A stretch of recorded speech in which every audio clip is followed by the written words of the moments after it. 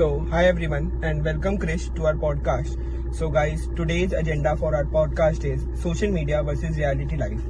So Krish, what are you pursuing right now? Currently, I'm pursuing BSc Honours Computer Science from Keshav Mahavidyalaya, Delhi University. Okay, great. So I think that you are quite in touch with social media and technology. So I'm gonna put on some questions for you. Sure. The first one for you is, if you could have a filter honesty button on social media that showed how much a photo was edited, would you use it? Why or why not? I think I would use it 100% because it would be great imagining a slider button to see how many filters or shape textures have been used on a particular post. Also, I'd be interested to see one of my favorite influencers to actually see how they edit their images. So I think it would be great to destroy the beauty standards that have been set recently, and I think that a lot of people also gain insecurity about themselves because of this. So it would be a great buster. Okay, great.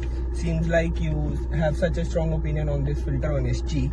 Our next question is bringing forward your own thought about influencers. Yeah. Do you think influencers have a responsibility to be more transparent about their editing? Definitely, I feel that influencers have a huge platform and they serve a huge public, and the public they cater to is especially younger people. So I think that it is the responsibility of these influencers to not post such heavily edited images, right? And एक तरीके से वो हमें illusion cell कर रहे हैं and ये false pretence है, तो उनको ये बिल्कुल भी नहीं करना चाहिए. That is what my opinion is on this, and it's not about shaming any person or any influencer, but it's about showing the real you. Okay, so जैसा आपने कहा, तो do you think कि influencers का ये filter act और मतलब lavish lifestyle और filtered lifestyle को दिखाना हमारे youth को और उनके mindset को affect करता है?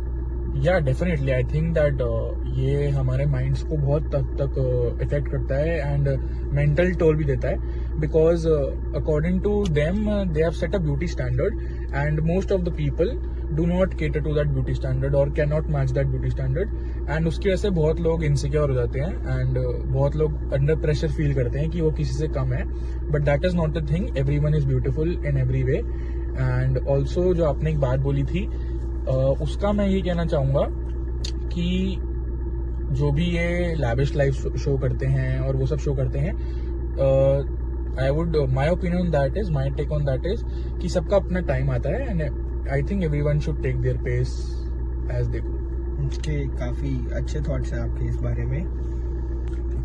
Moving forward, our next question for you is, how do you think filters and editing tools affect our perception of beauty? I feel that they create a narrow mindedness in the people कि भाई perfect skin होनी चाहिए, flawless skin होनी चाहिए and a perfect body texture होना चाहिए सबका. And I don't think that is necessary. Everybody has a different body type, has a different skin, सबके texture अलग होते हैं. पर because social media हमें ऐसे present करता है, that's why we think कि ऐसा ही होना चाहिए और ये तो normal है, and we aren't normal. And that's why we start to doubt ourselves and we start to become insecure about ourselves. And I think कि इसी वजह से I think everybody starts to fit in a digital mold कि हमें ऐसा दिखना है, and that's why also they also start using edited pictures to show their beauty, right? और ये सब मैं सिर्फ influencers को नहीं कहूँगा, पर a major contributing factor in this is influencers, क्योंकि वो हमें ऐसे पोर्ट्रे करते हैं, इसलिए हमें उनकी तरह बनना चाहते हैं उनकी तरह, इसलिए ही हम भी ऐसे एडिट पिक्चर यूज करते हैं. And I am sure that most of us use editing daily to daily in our photos, which I feel is not right. कुछ हद तक एडिटिंग इज ओके, बट हमारा पूरा टेक्सचर चेंज और skin विन change करना I don't think is necessary for any of us. Okay, so जैसा आपने कहा कि हम लोग एडमायर करते हैं उनके लाइफस्टाइल को, बॉडी टाइप को, स्किन टाइप को, whatever. So do you think कि इसके सिर्फ नेगेटिव इम्पैक्ट हैं और पॉजिटिव भी हैं? बिकॉज फिटनेस इन्फ्लुएंसर्स को एडमायर करना I think is positive impact. Yeah that's a great point. Fitness influencers को एडमायर करना इज अ ग्रेट पॉइंट कि हमें उनकी तरह बनना है नहीं बनना है. I think it also creates हमारे लिए एक मोटिवेशन सेंड करता है कि हमें भी ऐसा बॉडी बनानी है. पर कुछ हद तक लोग उससे मिसलीड भी हो जाते हैं कभी कभी कि भाई इसने तो लाइक क्विकली कर लिया, ये कर लिया and they don't see the struggle behind all of that. Because वो तो फाइनल रिजल्ट अपना शो कर रहे हैं, बट जो उनकी इयर्स ऑफ हार्डवर्क होता है आई don't think any of them promote that. तो एंड काफी हद तक आई नो इन्फ्लुएंसर्स जो वो भी दिखाते हैं and that is the thing I am talking about कि उनको वो अपना इयर्स ऑफ हार्डवर्क दिखाना चाहिए कि उनको 3-4 साल लग गए वो बॉडी बनाने. Okay, so our last question for you to wrap up this session is, if you could send a message to creators of these editing apps and filters, what would you say after all the bad impacts of these filters we have talked about so far? I would my message to all these creators would be कि अगर आप अपनी images को heavily edit कर रहे हो तो I think you should have a warning or a disclaimer कि this photo is heavily edited, ताकि जो लोग उन्हें कंज्यूम कर रहे हैं, जो लोग उन्हें देख रहे हैं, वो ज्यादा उससे अपने आप को जज ना करें, कंपेयर ना करें.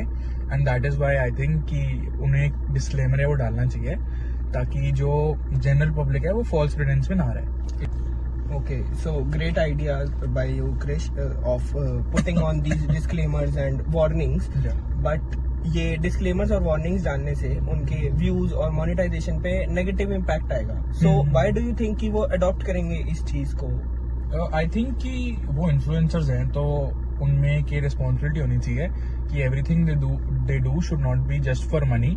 अगर वो कर भी रहे हैं तो उन्हें कम से कम एक वार्निंग तो डालनी ही चाहिए ताकि एक फॉल्स नरेटिव या फॉल्स वो ना हो कि भाई ये ब्यूटी स्टैंडर्ड्स है या ये नॉर्म है और मेरे को इस नॉर्म में फिट होना है. That is my strong opinion on this.